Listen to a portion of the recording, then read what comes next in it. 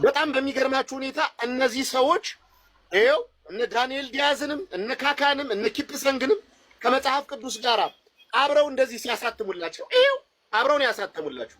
ይኸው ዳንኤል ዲያዝ ይኸው አብሮ የሚገርማችሁ ተጋድሏቸውን በምድር ላይ የጨረሱ አይደሉም፣ ገና የሚኖሩ ናቸው። ይውደቁ፣ ይሳቱ፣ በኃጢአት ውስጥ ይርከሱ፣ ነገ ወዲያ ክርስቶስን ይካዱ አልታወቀም። ግንስ ፕሮቴስታንት ለሱ ሲሆን ሁሉን ነገር ቢያደርግ ችግር የለበትም። ለምሳሌ እንዴ መጽሐፉን ያተመችው ቻይና እንኳን ሳይቀር ገድል ተጽፎለታል። ገድለ ሊሊያን ይባላል። ደግሞ ይሄው እቺ ተመልከቷት። እንዴ ምንድነው የምታወሩ ጎበዝ? ኧረ እኔ አልዋሽም። እንዴ ገድለ ሊሊያን አንድ ገድል በሉ፣ ገድለ ማሎሪ ዌግማን ሁለት በሉ፣ ገድለ ሬድ ፒሬዲ ሶስት በሉ። እሺ ልቀጥል። ገድለ ጆርዳን ብሮውስ በሉ፣ ደግሞ ቀጥሉ አራት በሉ። ገድለ ማያሙር ይላል አምስት በሉ። ልቀጥል እንጂ እንዴ ላውረን ዊሊያምስ ይላል ገድል። ሩሻል ሰማይ ይላል ገድል ነው። እኔ አይደለም የጻፍኩት ራስን የጻፍከው ድል በድልታ ምን ያመጣል እንዴ? ኤሊና ሜልስ ቴለር ይባላል። ሶስት አራቱን አያችኋቸው? አይ እኛ ሄጲስ አላጲስ አጋጲስ ብለን እነዚያን ቅዱሳን አንስት ስንዘክር ይስቁብን ነበር። ይሄው የእነሱ ኤሊና ሜልስ ቴለር የሚባሉ ገድለ ካካ ይሄው ብራዚላዊ ሰው ነው። ይሄ ሰው እንዴ ምንድን ነው የምታወሩት እንዴ? ይሄው ኪፕሳንግ ኬንያ ኬንያ እንዴ ቢያንስ እንኳን ከኢትዮጵያ አንድ እንኳን ገድል ብትጽፉ ምን አለ? አንድ አጣችሁ ነው። አንድ ሰው አጣችሁ። ግን በእናታችሁ እነ ቄስ በሊናን እነ ቄስ ጉዲናን ማታመጧቸው እነሱን እንኳን አንድ አትጽፉላቸውም በእናታችሁ። እስኪ ደግሞ እንቀጥልና ይሄው ዳንኤል ዲያዝ እንዴ ገድል ማለት እኮ ስራ ነው። እግዚአብሔር በሰዎች አድሮ የሰራው ነው። የሐዋርያት ስራ ማለት እኮ ገድለ ሐዋርያት ነው። መምርዬ ኋላ በደንብ ይሄዱበታል። አዎ እንዴ ገድለ ሐዋርያት ማለት የሐዋርያት ስራ ማለት አይደል? ስለዚህ እኮ የዳንኤል ዲያዝ ስራ እኮ ነው እያሳያችሁን ያለ። ይሄውነት ዳንኤል ዲያዝ ተመልከቱት እስኪ ፈገግ እንዳለ። ኧረ በእናታችሁ በጌታ በመድኃኒዓለም ተው፣ ግድ የላችሁም። ትሰማናለህ እንጂ በግድ ይሄው መጽሐፍ ቅዱስ ይሄው አንድ ገጽ ይሄው ራቅ አድርጌ ነው የማሳየህ። ይሄው መጽሐፍ ቅዱስ ይሄው ሌላ የለም። አዎ ለዘሪቱ ከበደ ያ ጻፉ እንጂ እና አንዳንድ ጊዜ ዝም ስንላችሁ ኧረ ተው ግድ የለም ተው። ቅዱሳት ስዕላትን ይዋሻሉ አይደል መምህርዬ? እንደው ለሱ አንዳንድ ነገር ላሳይ ብዬ ነው። ምናልባት የቲክቶክን አካሄድ በደንብ እንዲያውቁት ስለፈለኩ ነው። ከይቅርታ ጋር መምህርዬ ፕሮግራሞትን በጣም ይጀቦታለሁ። እንግዲህ ይቅር ይበሉኝ መምህር። አይ ችግር ይቀጥሉና እኛ እንትን እንላለን። ችግር ይቅር ይበሉኝ። ይሄው በጣም በሚገርመው ሁኔታ እሱ ደግሞ ይቀጥሉ። ይሄ አዲሱ መደበኛ ትርጉም ነው። ይሄም ደግሞ 97 ዓመተ ምህረት ያሳተሙት መጽሐፍ ነው። ይሄ መምህርዬ ካወቁት ይሄው ቀለል ባለ አማርኛ ተብሎ የተጻፈ ነው። እዚህ ውስጥ እኮ ምን አለ መሰሎት መምህርዬ? እዚህ ውስጥ ቅዱሳት ስዕላት አሉ። እስኪ ላሳየዎት፣ አንድ ነገር ላሳየዎት። ይሄ እንደው መቼም ይሄን ይተውት መቼም እዚህ ማቴዎስ ወንጌል ምናምን ነው የሚለው። ማቴዎስ ወንጌል ምዕራፍ 26 ላይ ልሂድና ላሳየዎት። ይሄው የጌታ እራት እየተመገቡ የራሳቸው የፕሮቴስታንት መጽሐፍ ነው። አይ እኔ ደግሞ ላሳየዎት ዮሐንስ ወንጌል ልግባና ምን እንደው ማርቆስ ወንጌል ልግባ።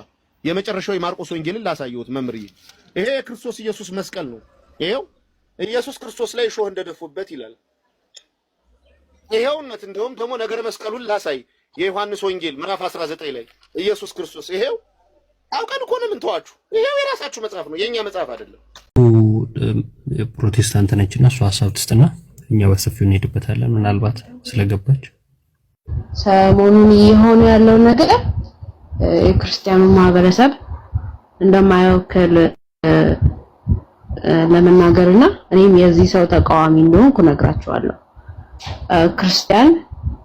ክርስቲያን ብሎ ተብሎ የተጠራ በስላሴ ስም የተጠመቀ ወንድማችን ዮሐድ እንግዲህ እስልምና ላይ የሚሰራ ወንድማችን ነው።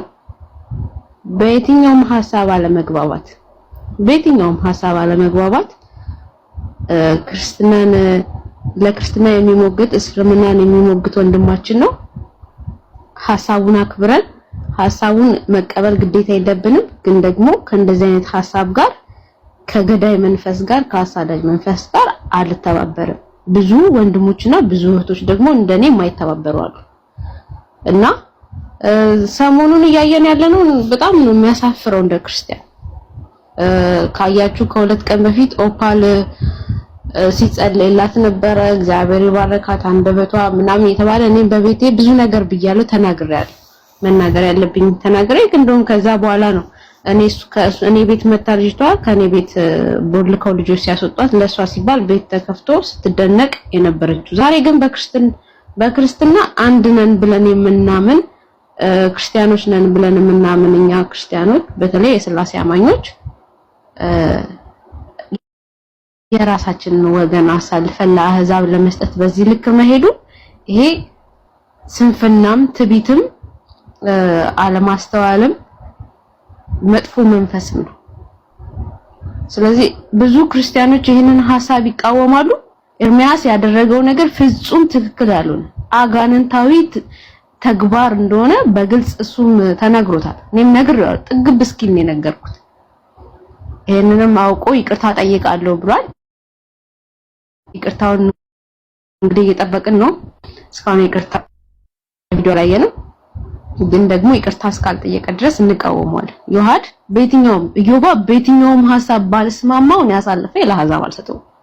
ምክንያቱም እኔ እስልምና ላይ የሚሰሩ ወንድምና እህቶች አሉኝ። በነገራችን ላይ በጣም ለአይኔ የምሳሳላቸው ሳያቸው የሚያሳሱኝ ሲናገሩ የሚያሳሱኝ ወንድሞች አሉ። ወንድሜ ኦርቶዶክስ ነው ያለነው። እኔ ከቤተሰቦቼ ጋር ስኖርና እዚህ ቲክቶክ ላይ የምኖረው ህይወት ፍጹም ስህተት ስለሆነ ነው ወደ ራሴ የተመለስኩት።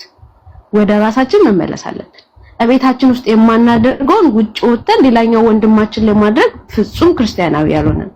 በዚህ መንገድ የትኛውም ክርስቲያን ወደ ክርስቶስ አይመጣም እና እኔ ከዚህ ሐሳብ ጋር ፍጹም እቃወማለሁ። እግዚአብሔር ቢረዳውና ቢፈቅድ ይቅርታ ወጥቶ ቢጠይቅ ደስ ይለኛል። ዮሐዴ በጣም ነው የምወድ። በጣም ብዙ የሚወዱ ወንድሞች አሉክ። አንተ ማብራሃቸው ስታገለግል የነበሩ እነ ዳኒ እውነት ለሁሉ እነ ማመድ አበባው ይሄንን ሐሳብ እነ ማመድ እውነት ለሁሉ ይቃወማሉ። ሁላችንም እንቃወማለን። አንዳንድ ጎባጣ መንፈስ ያለባቸው የኤርሚያስ ከገስቱ ላይ ላለመነቀል የሱን ሐሳብ ሆይ ብለው መቀበል የሚፈልጉና ከሱ ሐሳብ ውጪ የማይወጡ አሉ። እኛ ግን አንቀበል እና ዮሐዴ በጣም አመሰግናለሁ። ማንም አንተን አሳልፎ ለአሕዛብ አይሰጥም። ካንተ በፊት እኛ እንቀድማለን። ተባረኩ። ጸጋና ሰላም ይብዛላችሁ። ኦኬ፣ እሺ፣ እናመሰግናለን። እግዚአብሔር ይስጥልን፣ እግዚአብሔር ያክብርልን። ስለ ሐሳብሽ በጣም እናመሰግናለን። የኔ ፎቶ ይህን ያክል ለመቀበል ጉጉቱ እንዳላችሁ ራሱ በጣም የገረመኝ የዛኔ ነው። ለእኔም እሺ፣ በውስጥ ለእኔም ላክልኝ። እኔን ብትጠይቁኝ በውስጥ እልክላችኋለሁ። ይህን ያክል የምትፈልጉት ከሆነ ፎቶ ማለት ነው። ኦኬ፣ ከፎቶ ይልቅ ግን እኔ እንድትቀበል የምፈልገው ፎቴን ሳይሆን ውይይቴን ነበር። ኦኬ፣ እኔን ሳይሆን ክርስቶስን እንድትቀበል ነው የምፈልገው። አክቹዋሊ ከእኔ ፎቶ ይልቅ ክርስቶስ ስለሆነ የሚያድን እኔ አላድንህም። ማይ ብራዘር ምንም ልረዳ አልችልም። የኔ ፎቶ ፍሬም አድርገህ ብትሰቅለው ብትፖስተው ምንም የምታመጣው ነገር የለም። ለአንተም የሚጠቅምህ ነገር የለም። ለእኔም ምንም የሚጎድለኝ ወይም ደግሞ የምትጎዳኝ ምንም ነገር የለም። ማይ ብራዘር የሚጠቅምህ ግን የነካው ትምህርት ብትቀበል ወይም ደግሞ የነካው ክርስቶስ የቤተ ክርስቲያኗ ክርስቶስ ብትቀበል ግን ህይወት ይሆንልሃል፣ መዳን ይሆንልሃል። ለአንተ ብቻ አይደለም፣ በዙሪያ ላሉ በሞኝነት ለሚከተሉ መዳን ይሆንላቸዋል ማለት ነው። ሶ ያንን ውይይት መቀበሉን ትቶ ፎቴን መቀበል ላይ ፎከስ አድርጓል ማለት ነው። ይሄ ደግሞ ሼሞን ትልቅ ሰው ነህ፣ ባለትዳር ነው፣ የወንድ ፎቶ ምን ያደርግልህ? እንቃወማለን ስላለ ኤኒዌይስ ያሳፍራል። ፎቶ እንዲህ ሰስፔንስ ሆነ የውይይት ጥሪ ያቀረበል እንለጥፈዋለን እንፖስተዋለን ብለህ ከዛ ደግሞ ሙስሊሞችን ሲሳደብ ነበር። እኔ በጣም የሚወዳጀውና የሚሞሸረውና የሚጋባው ራሱ በጣም ከሚያስደንቁ ሰው ማለት አካላት ጋር ከዚህ በፊት ታስታውሳላችሁ። ኦፓልን ንግግሯ ደርዝ ያለው ኦኬ፣ በጣም ደስ የምትል ልጅ ምናምን አይነት ነገር ብሎ እያንዳንዱ እንደው ቪዲዮ ሲመጣልኝ ስክሮል እያደረኩ የእሷ ከሆነ መልሼ ነው ሙሉ የማደምጠው የእሷ ቪዲዮ አያመልጠኝም ብሎ ተናገረ። የምርም የእሷ ቪዲዮ የማያመልጥ ከሆነ በነገር ስላሴን የተሳደበች ክርስቶስን የተሳደበች ኦኬ የ666 ትምህርት ተቀበሉ፣ የአጋንንትን ትምህርት ተቀበሉ የሚለውንም ሰምተዋል ማለት ነው።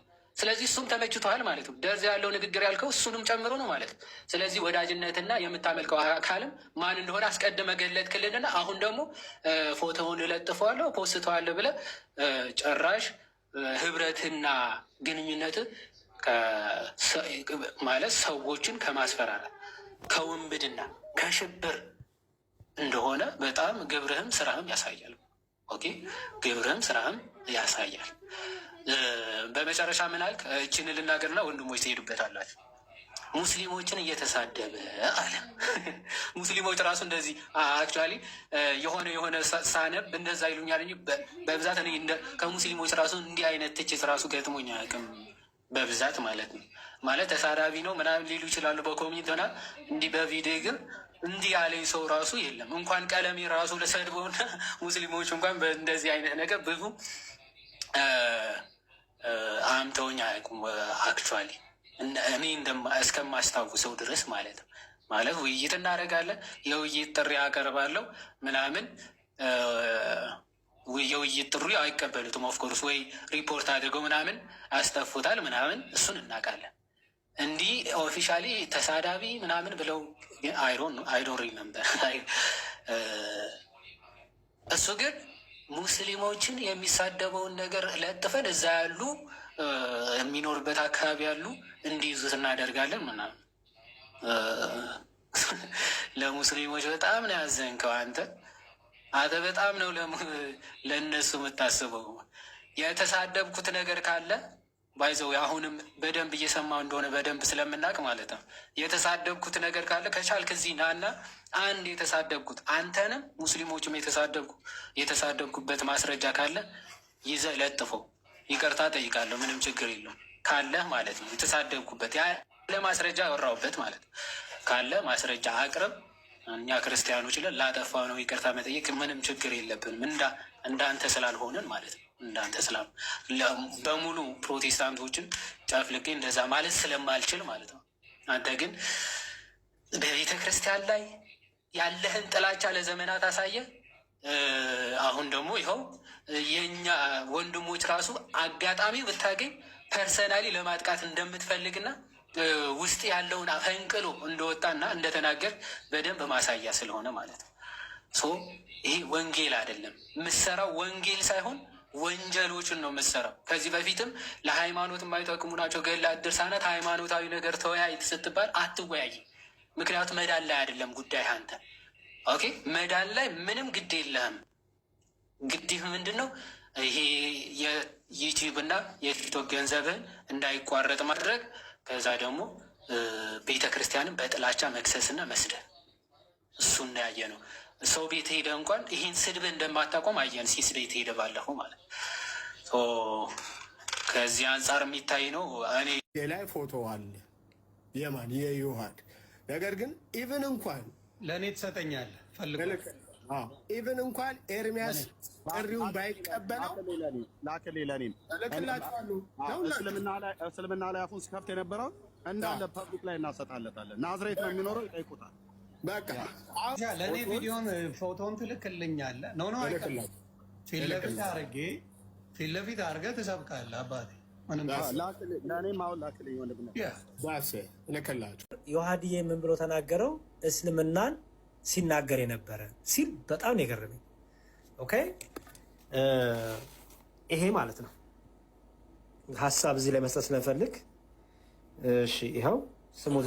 ኢቭን እጄ ላይ ፎቶ አለ የማን የዮሐድ ነገር ግን ኢቭን እንኳን ለእኔ ትሰጠኛለህ ፈልግ።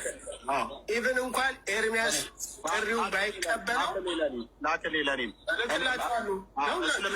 እስልምና ላይ አፉን ሲከፍት የነበረው እንዳለ ፐብሊክ ላይ እናሰጣለታለን። ናዝሬት ነው የሚኖረው። ሰማችሁ?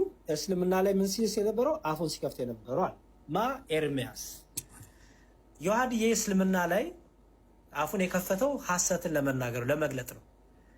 ኦኬ ዮሐድዬ እስልምና ላይ ኤፎይም ቢሆን ሁላችንም ቢሆን በተለይ ኤፎይ ከዛ ምን ለመናገር ነው?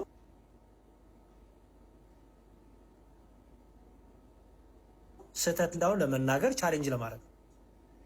ይሄ ክርስቲያን ነኝ ብሎ ለራሱ ለሚቆጥር ሰው ደስታ ሊሰጠው ይገባል አይደል? ምክንያቱም መሐመድ ክርስቶስን ክዷል። ለመሐመድ ክርስቶስ አምላክ አይደለም። ዮሐድዬ ይሄን ቻሌንጅ ማድረጉ ለኤርሚያስ ምን ሆነ? ስድብ ሆነ ማለት ነው። አፉን ከፈተ እስልምና ላይ ያለ ማ ኤርሚያስ ማ ወንጌላዊ ነኝ ባዩ ማ ክርስቲያን ነኝ ባዩ። ስለዚህ ምን አደረገ ማለት ነው? ኦርቶዶክስን አታክ ለማድረግ ስለተፈለገ አሁን እስልምናን የሚናገር ሰው ለኤርሚያስ ምን ሆነ ማለት ነው? ጠላቱ ሆነ ማለት ነው። በጣም የገረመኝ ፓርት ነው። ኢየሱስ የተነካ ኢየሱስ የተሰደበ ብሎ እኮ አንድ ሰሞን ሲያር ነበረ እኮ ኤርሚያስ። ዛሬ ምን መጣና ነው እስልምናን የሚናገሩ ሰዎች ለኤርሚያስ ጠላት የሆኑት? እስልምናን ቻሌንጅ ስላደረገ ዮሐድ እንዴት ጠላት ይሆናል? ስለዚህ ፐርፐዙ እስልምናን ከቨር አድርጎ ወይም ከእስልምና ጋር አንድ ላይ ሆኖ ቲማፕ አድርጎ ኦርቶዶክስን አታክ ማድረግ ነው። ቅድም እንዳልኩት ኦርቶዶክስ ያላፋቀረችው ማንም ስለሌለ ሁሉንም አፋቅራለች።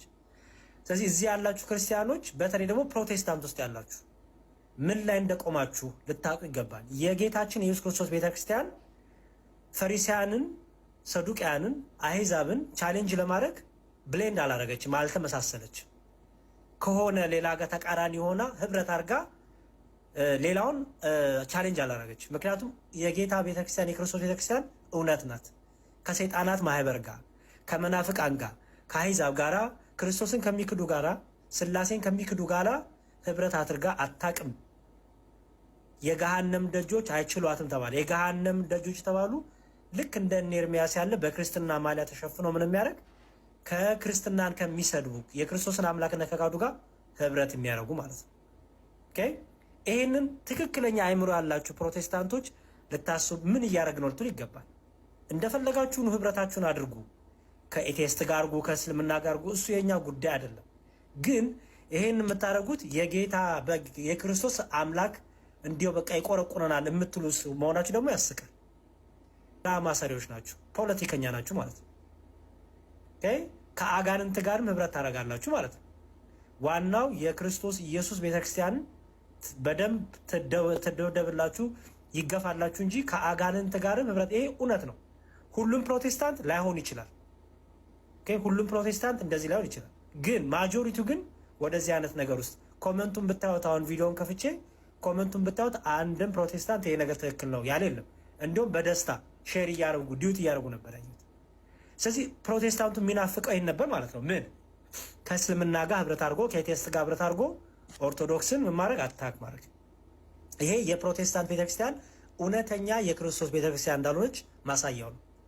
ለምሳሌ እኛ ኦርቶዶክሳን እዚህ ያለን ፕሮቴስታንትን ቻሌንጅ ለማድረግ ከኤቴስት ጋር ህብረት አድርገን አናውቅም። ፕሮቴስታንትን ቻሌንጅ ለማድረግ ከሙስሊሞች ጋር ህብረት አድርገን አናውቅም። ለምን? ትክክለኛ የክርስቶስ ቤተክርስቲያን ምን ስላልሆነች እንደዚህ አይነት ባህሪ የለባት። ራሷን ችላ ትቆማለች። የአጋንንት ልጆች የሲኦል ልጆች የተባሉ ይዋጓታል፣ ይገፏታል፣ ግን አትወርቅም። ድል የምታደርጉ ቤተክርስቲያን ናት። ስለዚህ ይህንን በደንብ እንድታውቁ እፈልጋለሁ። ይህን ሰሞን እየተደረገ በተረፈ ዛቻው ማስፈራራቱ ምናምኑ ስንፍና ነው። ተዉት፣ ድራማ ነው፣ ፖለቲክስ ነው። እስልምና ላይ የሚሰሩ መሐመድ እውነት ለሁሉ ዳንኤል እውነት ለሁሉ መሐመድ ዳንኤል ሌሎችም አሉ፣ ፎቶቸው የማይታይ አንድም ቀን እኛ እነዚህ ልጆች አሳልፈን እንሰጣለን ብለን አናውቅም።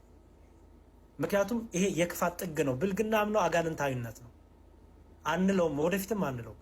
እነሱ ስላደረጉት እኛ በእነሱ ልክ አንወርድም። ስለዚህ ዮሐድዬን ዝም ብሎ ለማስፈራራት ውይይት ለምን ጠራኸኝ ብሎ ውይይት ለምን ተጠራው ብሎ ሰው እስልምና ላይ አፍን ስለከፈት ፎቶን አውጣለሁ ይላል። እንዴ እስከ መቼ ነው እንደዚህ የሚፈራው? ዲያቆናት ያናግሩኝ አለ። ሌላው ደግሞ ዮሐድዬ ቅድስና የለውም ተባለ። ቅድስና የለውም ዮሐድ ቅድስና ስለሌለው ለእኔ አይመጥንም ተባለ። ዲያቆናትን ኦኬ እሺ፣ ዲያቆን ናታኒም ጥሪ ያቀረበ፣ ዲያቆን መኩ ጥሪ ያቀረበ። ይኸው ዲያቆናት እኔ ታላቁ አለን ያለው እኔ ምን ጨምርልሃለን። እንግዲህ አሁን መጨረሻ ላይ ሲኖዶስ ወይ ጳጳስ ትል ይሆናል ማለት ነው። በዚህ አይነት ፓትርያርክም ትል ይሆናል።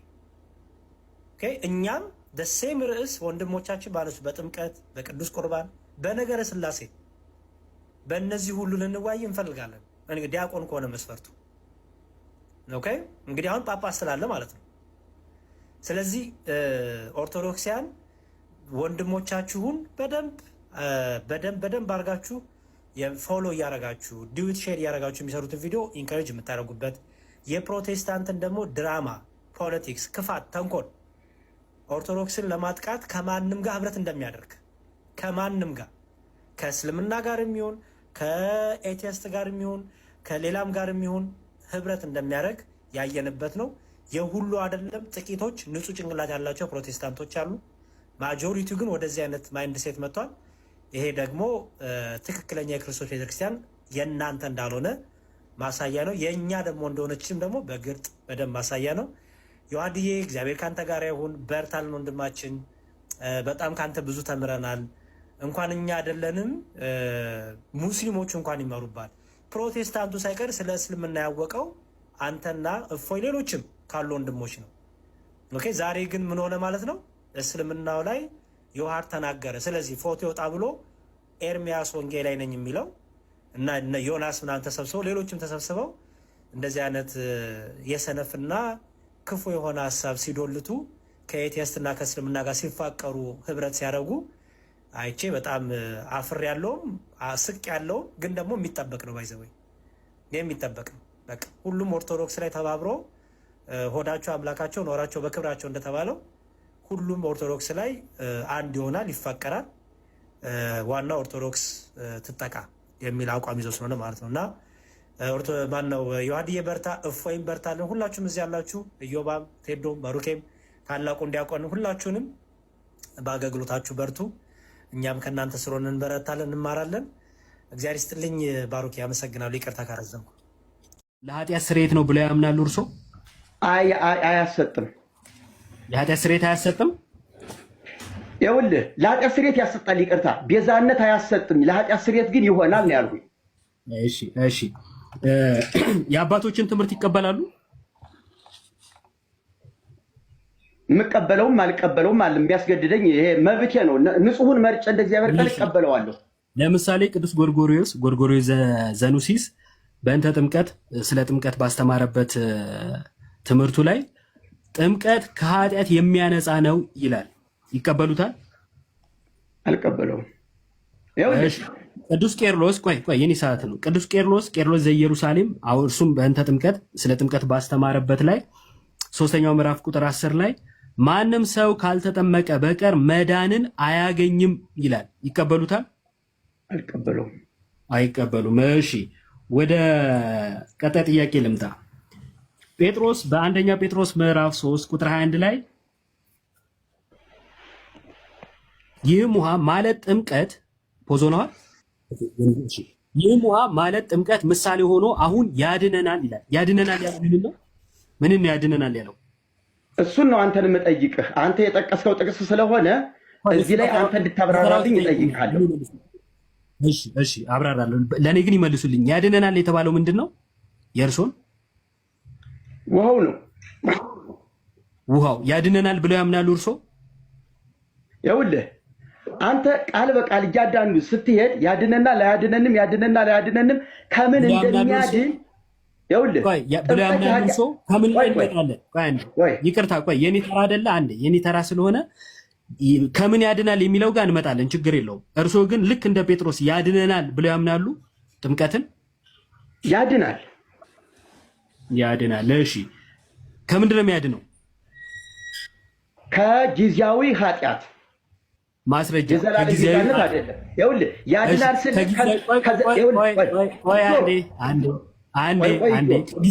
ከጊዜያዊ ኃጢአት የሚለው ማስረጃ ይስጡኝ። ማስተካከያ ልስጥህ። ማስተካከያ አዳምጠኝ። ይኸውልህ ከኃጢአት ስርየት ያድናል፣ ጥምቀት ያድናል ስል ቤዛነት ጋር እንዳታያይዘው ነው የኔ ጥያቄ። አላያይዘው። አሁን ደግሞ የኃጢአት ስርየት ያስገኛል አሉ። እሺ ከምን ያድናል የሚለውን ከጊዜያዊ ኃጢአት ብለዋል። እስኪ ማስረጃ ይስጡን። ከጊዜያዊ ኃጢአት የሚለው ቤዛ ስለማይሆን ጊዜያዊ ያልኩት ቤዛ ስለማይችል ከጊዜያዊ ኃጢአት የሚል ማስረጃ። እኔ ጥምቀት ቤዛ ይሆናል የሚል ክርክር አልተከራከርኩም። እርስዎ ነው ከቅድም ጀምሮ እሱ የሚያወሩት ማስረጃ የለው። እሺ ቆይ ችግር የለም፣ ወደ ቀጣይ ልሂድ። ዮሐንስ ወንጌል ምዕራፍ 3 ላይ ሰው ዳግመኛ ከውሃና ከመንፈስ ካልተወለደ በቀር ወደ እግዚአብሔር መንግስት ሊገባ አይችልም ይላል። ስለዚህ ወደ እግዚአብሔር መንግስት ለመግባት ከውሃና ከመንፈስ መወለድ ያስፈልጋል ብለው ያምናሉ? በመንፈስ ከተወለደ ከውሃ ተወልዶ አዎ ልክ ነው። ሁለቱንም ማከናወን አለበት። ከውሃና ከመንፈስ መወለድ አለበት። አዎ ያለ መንፈስ ልደት ግን ስጋው ይሄ የውሃ ጥምቀት ምንም አያመጣለትም። ስንት ጥምቀት ነው የሚያምኑት? የመንፈስ ጥምቀትና የውሃ ጥምቀትን ሁለቱን እኮ ከመንፈስና ከውሃ ሲል እኮ ሁለት በመንፈስ የሚሆንና በስጋ የሚሆን እየነገረህ ነው። ስለዚህ ሁለት ጥምቀት ነው የሚያምኑት። የማይታይና የሚታይ ጥምቀት፣ በእምነት የሚሆን ጥምቀት አለ፣ በስጋ የሚሰጠው ጥምቀት አለ። የሚታይና ማይታይ ጥምቀት አለ ብለውኛል። ማስረጃ ማይታየውን ጥምቀት በማስረጃ ያሳዩ። ራሱ ከመንፈስና ከውሃ ሲል እስኪ የመንፈስን ጥምቀት አስረደኝ አንተ። ከመንፈስ መወለድ ማለት ምን ማለት ነው? የኔ ጥያቄ ተራ ነው፣ የእርሱ አይደለም። ማስረጃ ይስጡኛው። የማይታየው ሳስረዳህ ከመንፈስና ከውሃ ካልተወለደ ሲል ሰው ከመንፈስ መወለድ መጀመሪያ መቅደም አለበት፣ ማመን ማለት ነው። ቀጥሎ የውሃ ደግሞ ጥምቀት የውሃን መወለድ ማግኘት አለበት። አንዴ ከመንፈስ መወለድ ማለት ማመን ማለት ነው። እንደዛ ብሎ የፈታ የቤተክርስቲያን አባት አለ? የግድ ቄርሎስ ወይም ደግሞ ዮሐንስ ማለት አይጠበቅብኝም። ኦኬ እኔ ራሴ መጽሐፍ ቅዱስን ከተረዳሁት እኔ እነግርሃለሁ፣ ተረጉምልሃለሁ። እሺ ቄርሎስም ዮሐንስም ሳንል ጽጌን መቀበል ግዴታ አለብንም እያሉኝ ነው። መጽሐፍ ቅዱስን ትቀበለዋለህ? መጽሐፍ ቅዱስ ላይ ያሳዩኛ። እሺ ከመንፈስ የተወለደ መንፈስ፣ ከውሃ የተወለደ ውሃ ነው ልበልህ? እሱን አልጠየቅኩትም። ልበልህ ብለው ቆይ እንጂ እንዴ አይደለም። ከመንፈስ መወለድ ማለት ማመን ነው ሲሉ ማስረጃ ነበር የጠየቅኩት። ይኸውልህ ሰው እኮ አንድ ሰው አመንሁ ሲል እኮ ላመኑትና ለተቀበሉት የእግዚአብሔር ልጆች ሆኑ ዘንድ ስልጣን ሰጣቸው ነው የሚለው። ሰዓቴ ሳያልቅ ወደ ቀጣይ ጥያቄ ልሂድ። የተሃድሶ እንቅስቃሴ በጥምቀት ዙሪያ ወደ የትኛው ዘመን እንዲሄድ ይፈልጋሉ? ወይንም ወደ የትኛው ዘመን እንድንታደስ ይፈልጋሉ? ስለ ጥምቀት ነው ያነሳሁት። ወደ ሐዋርያትና ወደ ጌታ ወደ ቅዱስ ወንጌሉ።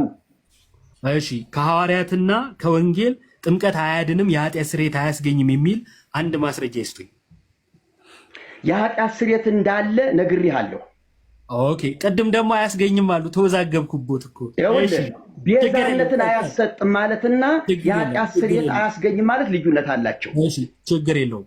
በፕሮቴስታንት ውስጥ ያሉ ሉትራኖች ጥምቀትን ቤዛ ይሉታል። በተለይ የሉተር ካቴኪዝም ላይ ጥምቀትን ቤዛ ብሎ ይጠራዋል። ይቀበሉታል? እኔ ከዚያ ቤት አይደለሁም። ስለዚያ ቤት አስተምሮ ማውቀው የለኝም። እንደዛ ከሆነ ከእናንተ ማህበር በተለይ ከተሃድሶ አቀንቃኞች ዋነኛ ከሚባሉት ውስጥ አንዱ አቀንቃኝ የሚለውን ጨዋነት የጎደለው ቃል ብታስተካከለው ጥሩ ነው። ምክንያቱም እኔንም እንድናገር ትጋብዘኛለህ። ይቅርታ አቀንቃኝ ያልኩት ያው ደጋግሞ ከማንሳት አንጻር ለማለት ነው። በጣም ይቅርታ። የእርሶ ወዳጅ ይመስሉኛል አቶ ጌታቸው በመካነ ኢየሱስ ቸርች ተገኝተው ሲያስተምሩ ተመልክቻለሁና ከጠየቁኝ ማስረጃ አሳዩታለሁ። ባለፈው ማሳይችሁት ነበረ ቴዲ ቤት። ካልተቀበሉት ለምንድን ነው የእናንተ አባል እዛ ተገኝተው ማስተማር ያስፈለጋቸው? የመካነ ኢየሱስን ትምህርት ካልተቀበላችሁ። ይገርምሃል፣ አንተ አንዱን ቪዲዮ ብቻ ነው ያየው። እኔ ደግሞ ሙሉውን የፕሮቴስታንት አብያተ ክርስቲያናትን ጉባኤ ሂጄ ቁሜ አስተምሬባቸዋለሁ። እኔ ራሴ ምስክር ልንገርህ። የማስተምረው ግን የኢትዮጵያ ኦርቶዶክስ ተዋሕዶ ቤተክርስቲያን ተሐድሶ ያስፈልጋታል እንጂ መፍረስ የሚባል ወይም አይዛብ የምትሉትን ነገር አስተካክሉ ለማለት ግንዛቤ ለመስጠት ነው። እሺ ችግር የለውም። ከቤተ ክርስቲያን የወጣ ይሁን እንጂ የትም ሄደው እምነታችሁ ባይመሳሰል እንኳን ህብረት እንደምታደርጉ ነው የነገሩን። እናመሰግናለን። ከመጽሐፍ ቅዱስ ላይ ግን እንደዚህ አይነት ትምህርት አላገኘንም። እሺ ወደ ቀጣይ ጥያቄ መስጊድ ሄደህ አታስተምርም እንዴ አንተ? አይ እስካሁን አልሞከርኩትም። እንግዲህ የእርሶን አይቼ እከተል ይሆናል። እሺ ወደ ቀጣይ ጥያቄ ልሂድና የተሐድሶ የእምነት መግለጫ ስለ ጥምቀት የሚያወራው ነገር አለ? ምን አለ? የተሐድሶ የእምነት መግለጫ ስለ ጥምቀት የሚያወራው ነገር አለ? አለ። ለምሳሌ ምን ይላል? ጥምቀት ጌታችን ኢየሱስ ክርስቶስ እንዳስተማረው ያመነ የተጠመቀ ይድናል ስለሚል መጀመሪያ አንድ ሰው መማር አለበት፣ ማመን አለበት። መጠመቅ ለመጠመቅ ፈቃደኛ ሲሆን ያን ጊዜ መጠመቅ አለበት ብለን እንጂ ጥምቀትን አስቀድመን እምነትን አናስከትልም። ደቂቃው አልቋል። ዮባ እናመሰግናለን። ዲቤት ተቀበል ሲባል ፎቶ ይሻማል። እኔ በጣም እኮ ለኔም ይባባላሉ። ዲቤቱን ለኔም ለምን አይልም? ዮኒ ማኛ መስለም ዲቤቱን እኔ ልቀበል ለምን አትልም? የሚወያየው ሌላ የሚያጨበጭበው ሌላ እኮ ነው። አሁን እኔ ዮኒ እግዚአብሔር በሚያውቀው ምንም አይነት መጽሐፍ ቅዱሳዊ ዕውቀት የሌለው ፖለቲካውም ላይ እንዳቦካ ታሪክ አያቅ ወደ እዚህም ወደ ክርስትና ወደ መንፈሳዊም ነገር ሲመጣ ያው አለማወቁ ተከትሎት የመጣ ሰው ነው። አለማወቅ እንዴት እኔ በዚህ ልክ ስም ቢኖረው እሱ ነው። በቃ አለማወቅ የሚባለው ስም ቢኖረው እሱ ነው። እና የኢዮብ ተሳዳቢ ነው እኔ ምስክር ነኝ ይላል። አሁን እሱ ስለ ስድብ ማውራት አለበት? በጌታ ስም ፋይል እናውጣ ካለ ማህበረሰብን እንደ ማህበረሰብ የተሳደበ ሰው እኮ ነው። በዘግናኝ ቃላት ከ6 ከ7 ዓመት በፊት ያሉ ቪዲዮዎችና ፋይሎችን ማውጣት ነው። ያ ማንነት የያዘ ሰው ሰውን ተሳዳቢ ምናምን ብሎ ለመናገር ምን አይነት ሞራል ይኖረው? እንናገር ካልን አንተም ሆንክ ማን ከምትናገሩት በላይ መናገር እንችላለን። እኔ ፖለቲካው ላይ በደንብ አቅበታለሁ ሲል ሰማሁትና ክርስቶስም ምንም አያውቅም ስለ ፖለቲካ እንኳን አይደለም መንፈሳዊ ይቅርና ማለት ነው። የሀገሩን ታሪክ አያውቅም። ግን ይሄ ሶሻል ሚዲያ አስጠሊ ነገሩ ምንድነው? ጮክ ብሎ ያወራና የተሳደበ እንደ ጀግና ነው የሚቆጠረው። አቋም እንደሌለው እዛው ሁሉም አይቶት እኮ በፖለቲካውም በእምነቱ ትንሽ እዚህም እዛም ያለ ሰው ሲገኝ ዮኒ ማኛ ቢጤ ወይም ዮኒ ማኛ ልጅ ነው የሚባለው፣ ሌላ ምንም አይባልም። ይሄ ምንን ያሳያል ከተባለ አቋምም ዕውቀትም እንደሌለ ያሳያል። እና እንደዚህ አይነት ማንነት ያለው ሰው ከማገቢ ገጥም ጥሩ ነው ከቀለም ከዛ እውርን እውር ቢመራው ሆነና ምን ላይ ጣላቸው? ኦፓል ላይ ይገጣጠሙታል ለጉድ ማለት ነው። እና እኔ በስድብ ሊቅነት የለውም አለቅላቂነት ካልሆነ በቀር እና በስድብ የምትታወቁ ሰዎች ከሌ ተሳዳቢ ነው ምናምን እያላችሁ መልክ ተሰሩ እውነት ለመናገር ደስ አይል። በተረፈ ግን ልንናገር የምንፈልገው ነገር ዲቤት ማለት መንፈሳዊ ውይይት አይደለ? እኔ እምነቴ እንደዚህ ነው አንተ ስህተት ላይ ስለሆንክ ወደ እኔ እምነት ና የሚል ጥሪ ነው አይደለ? እንዲሁም ደግሞ በእኛም ሳይድ ያለው ይሄ ነው፣ ሌላ ነገር የለውም፣ አዲስ ነገር የለውም። ዲቤት ማለት ያን ያህልም ልናመናፈሰው አይገባም። የኔ ሐሳብ ያሸንፋል ብዬ የኔን ሐሳብ ልሸጥ ነው የምወጣው። በቃ አንተም እንደዛ። እዚህ ላይ እንደው የተለየ ቅድስና ስላለኝ እኔ በቅድስና ምናምን ብሎ መመጻደቅ አያስፈልግም። ከዛን ዮሐድ ቅዱስ ነው ወይ? በጣም ያው እንግዲህ ሁላችሁም በደንብ ተዝናንታችሁበታል ብዬ አስባለሁ። ቅድስናና ክህነት ለይቶ ማያቅ ሰው ነው ዮሐድ ቅድስና አለው እንዴ እያለ እንትን ሲል የነበረው ማለት ነው። ከዛን የውይይቱ መንፈሱ እንደዛ ነው፣ ግልጽ ነው። ቀጥሎ ክህነት የሚል ነገር ተነስቷል። እሱ ማን ሆኖ ነው ክህነት? ባይዘው እኛ እኮ አንመጥነው ማለት እኛን አይመጥነንም። እሱ ይሁን ብለን እንደው ጴንጤዎች 5ም 6ም ሆነው ይሰሙታል፣ የሚያጎበድዱት ማለት ነው። ይሰሙታል ብለን እኮ ነው እንጂ ዮሐድም እኮ ስለመጠነው አይደለም። ከደረጃ በታች እኮ ነው እሱ ማለት ነው። ምክንያቱም እኛ መጽሐፍ ቅዱስ ማይጠቅስ ሰው ከደረጃችን በታች ነው። እውነት ለመናገር መጽሐፍ ቅዱስ አያውቅም። ምንድነው ሰምቻለሁ መጽሐፍ ቅዱስ አያውቁም እሱም ኢዮብም ዮሐድም እንደው ትንሽ ታላቁ ምን አይነት ነገር ሲል ሰምቻለሁ። እና በቃ መጽሐፍ ቅዱስ ካላወቀ እና ተወያየና አላወቅንም አይደለ ሶ መተህኮ ማሳወቅ ነው። አያውቁም ትላለህ ግን ደግሞ ትፈራለህ። የእናቴ መቀነት ጠለፈኝ ወዘተ ማለት ነው። ይሄ የሚጋጭ ነገር ነው።